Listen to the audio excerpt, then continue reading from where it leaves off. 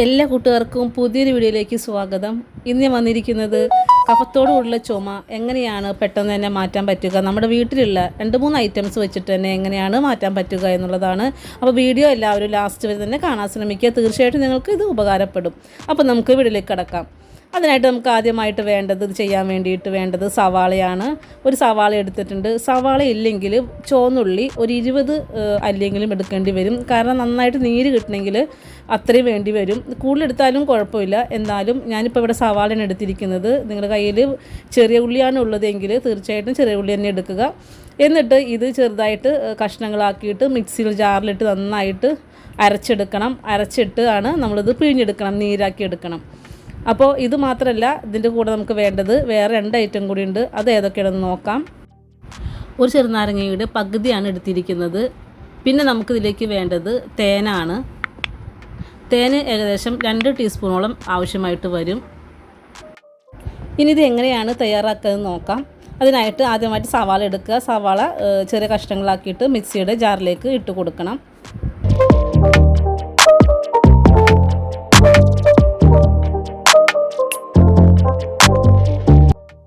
ഇപ്പോൾ സവാള എല്ലാം ചെറുതായിട്ട് ജാറിലേക്ക് ഇട്ട് കൊടുത്തിട്ടുണ്ട്.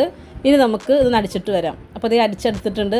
നന്നായിട്ട് അരഞ്ഞിട്ടില്ല. ഒന്നും കൂടെ അരച്ചെടുക്കുകയാണെങ്കിൽ നമുക്ക് കുറച്ചും കൂടെ നീര് അധികം കിട്ടും. അപ്പോൾ ഞാനിപ്പോൾ ഇത്രയും എടുത്തിട്ടുള്ളൂ. ഇനി ഒരു അരിപ്പ് വെച്ചിട്ട് നീര് നന്നായിട്ട് പിഴിഞ്ഞെടുക്കാം.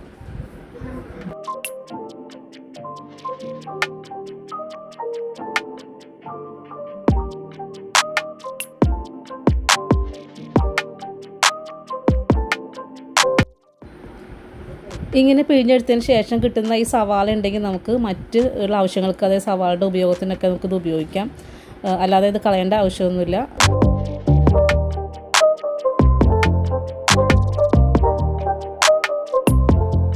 അപ്പോൾ അതേ ഞാനിപ്പോൾ ഇത്രയും ഇത് പിഴിഞ്ഞെടുത്തിട്ടുണ്ട്. ഇപ്പോൾ ഇത്ര മതിയാവും. കുറച്ചധികം ആവശ്യമൊന്നും വേണമെന്നുണ്ടെങ്കിൽ അധികം നീരെടുത്ത് സൂക്ഷിക്കണം. കാരണം ഇത് ചെയ്യുമ്പോൾ കാലത്ത് വേണം ചെയ്യാനായിട്ട്. അങ്ങനെയാണെങ്കിൽ നമുക്ക് 3-4 പ്രാവശ്യമായിട്ട് ഇത് കുടിക്കുമ്പോൾ തന്നെ നല്ല ആശ്വാസം കിട്ടും. ഓരോ പ്രാവശ്യമായിട്ട് ഇത് കുടിക്കരുത്. കാരണം അപ്പോൾ ഒരു ഫലം കാണില്ല. ഇടയ്ക്കിടയ്ക്ക് കുടിക്കണം. അപ്പോൾ 2 മണിക്കൂറോ 3 മണിക്കൂർ ഇടവിട്ടിട്ട് വേണം ഇത് കുടിക്കാൻ വേണ്ടിയിട്ട്. അപ്പോൾ ഇത് ഉണ്ടാക്കി വെക്കുകയാണെന്നുണ്ടെങ്കിൽ നമുക്ക് ആവശ്യത്തിനടുത്ത് ഉപയോഗിക്കാം. അപ്പോൾ ഇനി അടുത്തായിട്ട് നമുക്ക് ഇതിലേക്ക് വേണ്ട ചെറുനാരങ്ങയാണ്. ചെറുനാരങ്ങ ഞാൻ ഒരു 2 ടീസ്പൂൺ, ചെറിയ ടീസ്പൂൺ 2 ടീസ്പൂൺ എടുത്തിട്ടുണ്ട്. കാരണം നമുക്ക് എത്രത്തോളമാണോ ഈ സവാള നീരുള്ളതനുസരിച്ചാണ് ചേർക്കുന്നത്. അപ്പോൾ 2 ടീസ്പൂൺ ചെറുനാരങ്ങ നീര് ഒഴിച്ചിട്ടുണ്ട്. ഇനി അടുത്തായിട്ട് വേണ്ടത് തേനാണ്. തേനും ഇതുപോലെ തന്നെ 2 ടീസ്പൂണ് എടുക്കാം.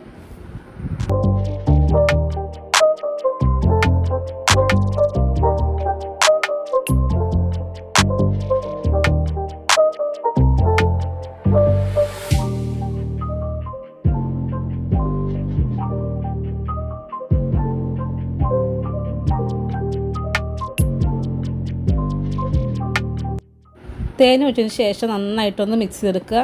നന്നായി മിക്സ് ചെയ്തതിന് ശേഷം നമുക്ക് ഇത് ഉപയോഗിക്കാം. ഞാൻ നേരത്തെ പറഞ്ഞതുപോലെ തന്നെ ഒരു ഇടയ്ക്കിടയ്ക്ക് വേണം ഇത് ഉപയോഗിക്കാൻ വേണ്ടിയിട്ട്. അല്ലാതെ ഒരു പ്രാവശ്യം മാത്രം ഉപയോഗിച്ച് കഴിഞ്ഞാൽ അതിൻ്റെ ഫലം കാണില്ല.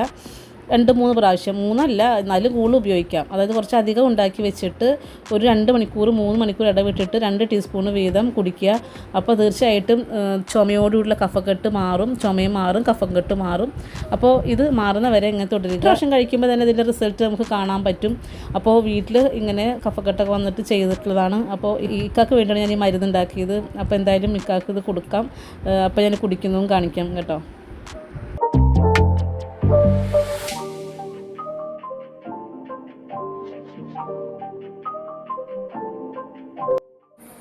അപ്പോൾ നമ്മൾ നേരത്തെ ഉണ്ടാക്കിയ ആ ഒരു പാനിയാണ് ഇത്. അപ്പോൾ ഇത് ഒക്കെ കുടിച്ചിട്ടുണ്ട്. 2-3 പ്രാവശ്യം കുടിച്ചതാണ്. അതിൻ്റെ ബാക്കിയാണിത്.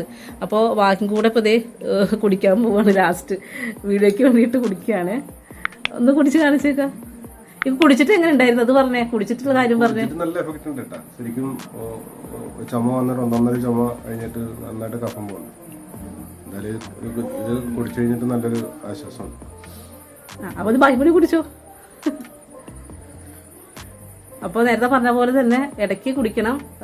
എന്നാണ് എഫക്റ്റ് കിട്ടുള്ളൂ. 1 വർഷം കുടിച്ചു കഴിഞ്ഞിട്ട് പിന്നെ കുടിക്കാതിരിക്കരുത്. ഇതാ നല്ലതാ, നല്ല എഫക്റ്റ്. നമുക്ക് തൊണ്ടയ്ക്കൊക്കെ നല്ലൊരു ആശ്വാസം ശരിക്കും കിട്ടുന്നുണ്ട്. അപ്പോൾ ഇതൊക്കെ കുടിച്ചിട്ട് അങ്ങനെ അല്ലേ തോന്നണത്, നല്ല ആശ്വാസമല്ലേ.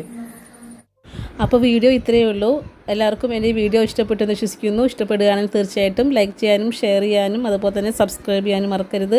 വീണ്ടും മറ്റൊരു വീഡിയോ കാണുന്നവരെല്ലാവർക്കും നല്ല ദിവസം ആശംസിക്കുന്നു. Thanks for watching Raheema's world.